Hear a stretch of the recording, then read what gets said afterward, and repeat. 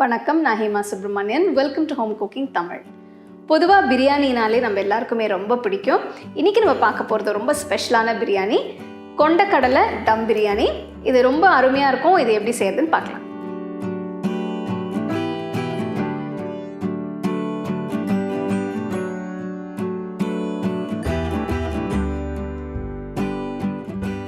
கடலை தம் பிரியாணிக்கு ஒரு 250 ml கப் பாஸ்மதி அரிசி சுத்தமாக கழுவி தண்ணியில் ஒரு 30 நிமிஷத்துக்கு ஊற வைக்கணும்.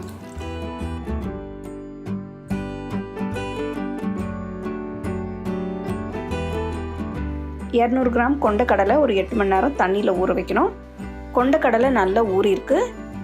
இப்போ இது ப்ரெஷர் குக் பண்ணணும். கொண்டக்கடலை ப்ரெஷர் குக்கரில் மாற்றி தேவையான அளவு தண்ணியை ஊற்றி ஃப்ளேம் மீடியமில் வச்சு ஒரு 5 விசிலுக்கு வேக வச்சு வைங்க.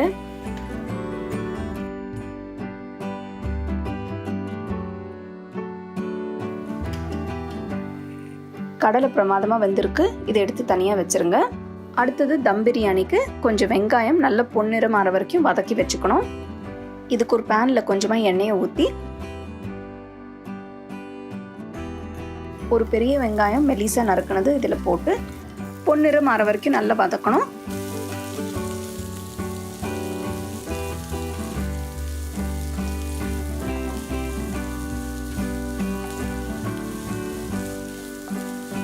இப்போ வெங்காயம் நல்லா பொன்னிறமாக இருக்குது. இதை எடுத்து தனியாக வச்சுருங்க.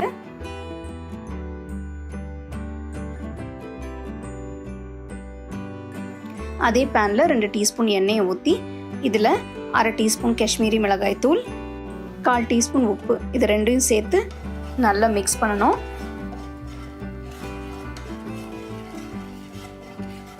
மிக்ஸ் பண்ண பிறகு இதில் 10-15 பேபி உருளைக்கிழங்கு வேக வச்சு தோலை எடுத்துட்டு இதில் போட்டு நல்லா ஃப்ரை பண்ணணும். பேபி உருளை கிடைக்கலன்னா நீங்கள் பெரிய உருளைக்கிழங்கும் யூஸ் பண்ணிக்கலாம்.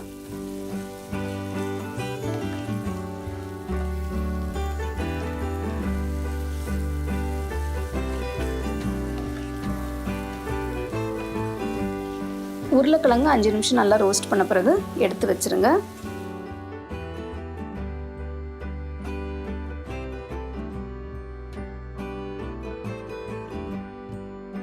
அடுத்தது ஊற வச்ச பாஸ்மதி அரிசியை வேக வைக்கணும். இதுக்கு ஒரு பாத்திரத்தில் தேவையான அளவு தண்ணியை ஊற்றி தண்ணி கொதித்த உடனே இதில் பட்டை, கிராம்பு, ஏலக்காய், பிரியாணி இலை, அன்னாசி பூ இதெல்லாம் போட்ட பிறகு பாஸ்மதி அரிசியை வடிகட்டி கொதிக்கிற தண்ணியில் போட்டு நல்லா மிக்ஸ் பண்ணிவிடுங்க. இதில் ஒரு 1/4 டீஸ்பூன் உப்பும் சேர்த்து நல்லா மிக்ஸ் பண்ணணும். அரிசி ஒரு 3/4 வெந்த பிறகு எடுத்து வடிகட்டி வச்சுருங்க.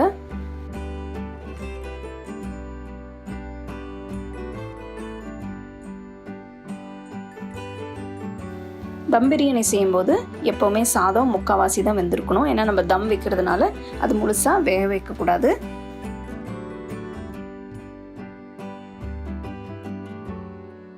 அடுத்தது சன்னா கறி செய்கிறதுக்கு ஒரு கடாயில் 2 டீஸ்பூன் நெய், 2 டீஸ்பூன் எண்ணெயை ஊற்றி இதில் பட்டை, கிராம்பு, ஏலக்காய், பிரியாணி இலை இதெல்லாம் சேர்த்த பிறகு ஒரு பெரிய வெங்காயம் மெலிசாக நறுக்கினது சேர்த்து 2 பச்சை மிளகாய் பொடியாக நறுக்கினது இதையும் சேர்த்து நல்லா வதக்கணும்.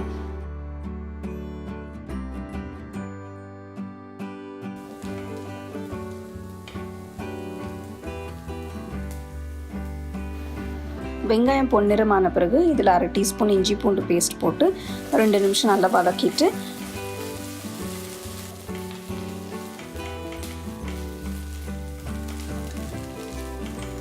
இதில் 2 தக்காளி பொடியாக நறுக்கினது இதையும் சேர்த்து நல்லா வதக்கணும்.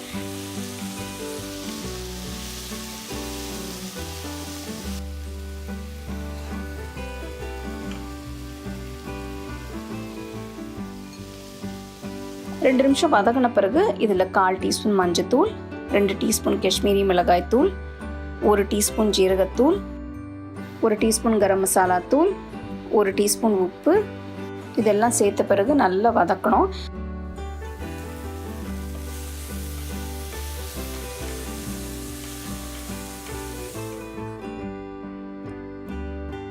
அஞ்சு நிமிஷம் வதங்கின பிறகு தக்காளி எல்லாம் நல்லா சாஃப்டாக இருக்கும். இந்த டைமில் நீங்கள் அரை கப் தயிர் நல்லா அடித்து ஊற்றணும்.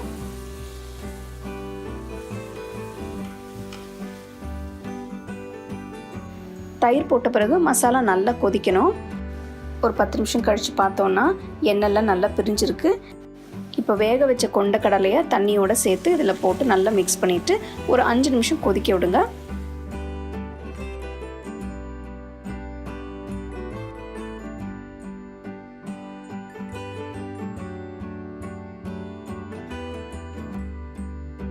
அஞ்சு நிமிஷம் கழித்து இதில் ஒரு கையளவு புதினா, ஒரு கையளவு கொத்தமல்லி இதையும் சேர்த்து நல்லா மிக்ஸ் பண்ணணும். 2 நிமிஷம் கழித்து ஸ்டவ் ஆஃப் பண்ணிவிட்டு சன்னா மசாலாவை எடுத்து தனியாக வச்சுருங்க. இப்போ நம்ம தம் பிரியாணி லேயர் பண்ண போகிறோம். இதுக்கு ஒரு ஆழமான பாத்திரம் எடுத்துக்கணும். முதல்ல சன்னா கறியை போடணும்.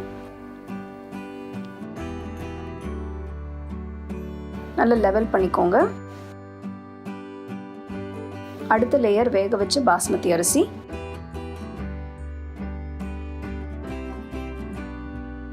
அடுத்தது ரோஸ்ட் பண்ணி வச்ச பேபி உருளை இதையும் சேர்த்துக்கணும்.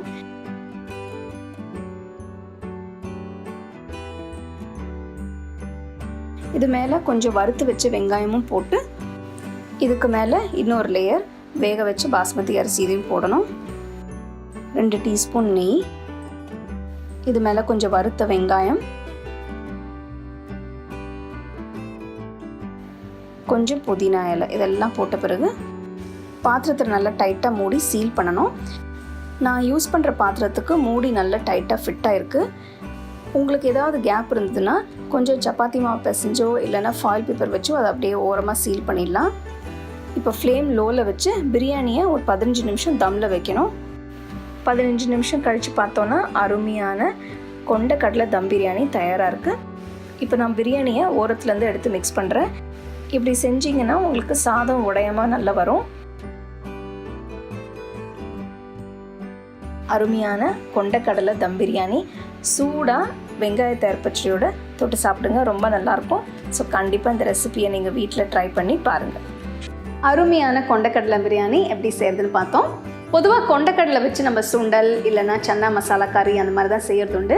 ஆனால் இன்றைக்கி நம்ம ரொம்ப ஸ்பெஷலாக கொண்டக்கடலை தம் பிரியாணி எப்படி செய்கிறதுன்னு பார்த்தோம். இது நீங்கள் வெங்காய தயிர் பச்சடி வச்சு சாப்பிட்லாம். ஸோ கண்டிப்பாக இந்த ரெசிபி உங்களுக்கு பிடிச்சிருக்கும்னு நினைக்கிறேன்.